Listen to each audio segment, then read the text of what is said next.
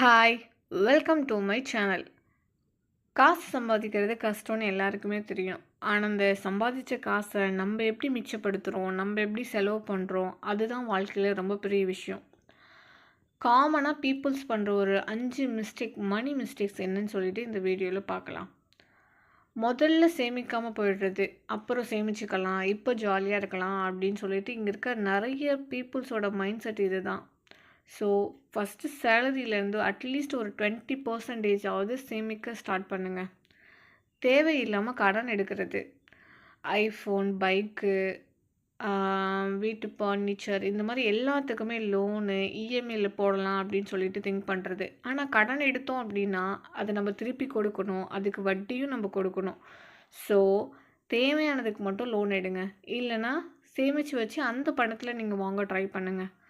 Budget இல்லாமல் செலவு பண்ணுறது, சம்பளமோ இல்லை பிஸ்னஸ் ப்ராஃபிட் வருது அப்படின்னா, ஆனால் அது எதுக்கு செலவாகுது அப்படின்னு சொல்லிட்டு நமக்கே தெரியாமல் அமௌண்ட் எங்கே போகுதுன்னே தெரியாமல் போயிடும். ஸோ டெய்லி இல்லைன்னா மந்த்லி ஒரு பட்ஜெட் வச்சுக்கோங்க.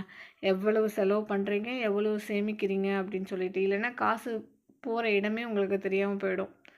எதை பார்த்தாலும் இப்போவே வாங்கணுங்கிற மாதிரி ஒரு தாட். ஒரு பொருள் பார்க்குறோம் அப்படின்னா அதை உடனே வாங்கணும்னு சொல்லிட்டு நமக்கு ஒரு தாட் வரும். ஸோ வெயிட் லிஸ்ட்டில் வைங்க. 24 ஹவர்ஸ் கழித்து அது தேவையா இல்லையான்ற மாதிரி உங்களுக்கு தோணும். அந்த ஹேபிட்னால உங்களோட செலவோட ஓட்டத்தை நம்ம குறைக்கலாம். ஃபினான்ஷியல் நாலேஜ் இல்லாமல் இருக்கிறது தான் மிகப்பெரிய ப்ராப்ளம். நம்ம சம்பாதிச்ச காசு எப்படி வளர்க்கணும், எங்கே இன்வெஸ்ட் பண்ணணும், இதை பற்றின நாலேஜ் நீங்கள் வளர்த்துக்கோங்க. அதை பற்றி தெரிஞ்சுக்கோங்க. நீங்கள் ஃபினான்ஷியல் நாலேஜ் அப்டேட் போனீங்க அப்படின்னா ஃப்யூச்சரில் ஒரு ஸ்ட்ராங் பேக்கப் இருக்கும். ஸோ ஃபைனலாக என்ன சொல்ல வரேன் அப்படின்னா, இந்த 5 மணி மிஸ்டேக்கை நீங்கள் தவிர்த்தீங்க அப்படின்னா நீங்கள் ஃபினான்ஷியலாக ஸ்ட்ராங்காக இருப்பீங்க. இப்போ நீங்கள் இதில் எதை ஃபாலோ பண்ணுவீங்க அப்படின்னு சொல்லிட்டு கமெண்டில் சொல்லுங்கள். தேங்க்யூ.